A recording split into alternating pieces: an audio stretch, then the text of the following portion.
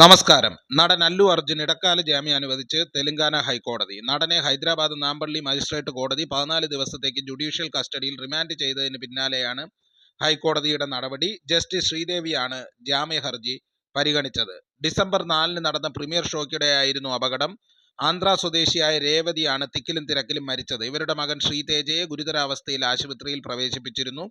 ഹൈദരാബാദ് പോലീസിന്റെ ടാസ്ക് ഫോഴ്സാണ് അല്ലു അർജുനെ കസ്റ്റഡിയിലെടുത്തത്. ജൂബിലി ഹിൽസിലെ വസതിയിലെത്തിയാണ് പോലീസ് കസ്റ്റഡിയിലെടുത്തത്. അല്ലു അർജുന്റെ സ്വകാര്യ സുരക്ഷാ ഉദ്യോഗസ്ഥർ ജനങ്ങളെ കൈകാര്യം ചെയ്ത രീതിയിലാണ് പ്രശ്നത്തിനിടയാക്കിയതെന്നും സ്വകാര്യ സുരക്ഷാ ഉദ്യോഗസ്ഥർ ജനങ്ങളെ കയ്യേറ്റം ചെയ്തതിനെ തുടർന്നാണ് ലാത്തി വീശേണ്ടി വന്നതെന്നും പോലീസ് പറയുന്നു. അല്ലു അർജുന് പുറമെ തിയേറ്റർ ഉടമയ്ക്കും സ്വകാര്യ സുരക്ഷാ ഉദ്യോഗസ്ഥർക്കെതിരെയും കേസെടുത്തിട്ടുണ്ട്.